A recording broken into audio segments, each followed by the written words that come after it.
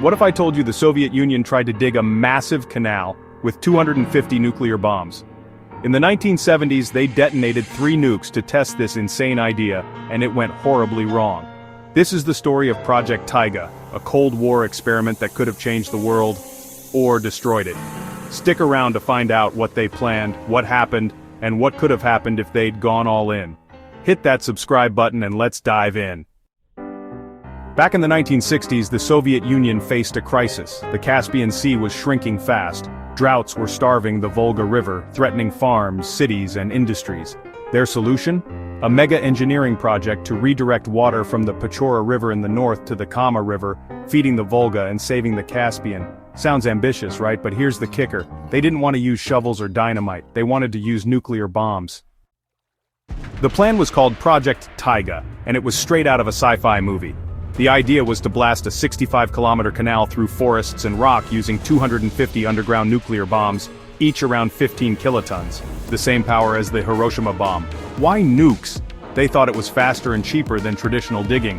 The explosions would carve out a massive trench, redirect water from the Pechora to the Kama, and send it flowing south to refill the Volga and Caspian Sea. This would have irrigated millions of acres, powered cities, and secured Soviet agriculture for decades. On paper, it was genius. But in reality, it was a gamble with the planet. In 1971, the Soviets decided to test this crazy idea. They picked a remote spot in the Russian wilderness and detonated 3 15-kiloton nuclear bombs underground. The result? A crater 700 meters long, 380 meters wide, and 10 meters deep. It filled with water, creating what's now called Nuclear Lake. The Soviets called it a success. They said it was safe. But here's the problem. Radioactive fallout spread far beyond the test site, crossing borders into Europe. The world was furious. Protests erupted, and the UN got involved. The Soviets had to admit this wasn't as clean as they thought. Project Taiga was shut down before it could go further. But what if the Soviets had gone through with all 250 bombs? Let's break it down. First, the engineering 250 explosions would have created a canal, sure.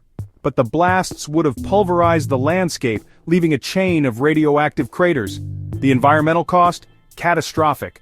Radioactive dust and particles would have contaminated rivers, forests, and farmland for decades. The Pechora River itself could have become a toxic pipeline, poisoning the Volga and Caspian Sea instead of saving them. Wildlife would have been decimated and entire ecosystems could have collapsed. Then there's the human cost. Nearby towns would have faced evacuation or long-term health risks like cancer from radiation exposure. And geopolitically, the fallout would have drifted across borders, enraging NATO countries and escalating Cold War tensions.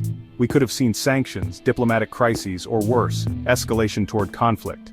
And let's not forget, one miscalculation in a nuclear blast could have triggered landslides, floods, or even damaged nearby cities. The risks were astronomical. Project Taiga was abandoned, but Nuclear Lake still sits there today, a glowing reminder of what happens when ambition outpaces caution.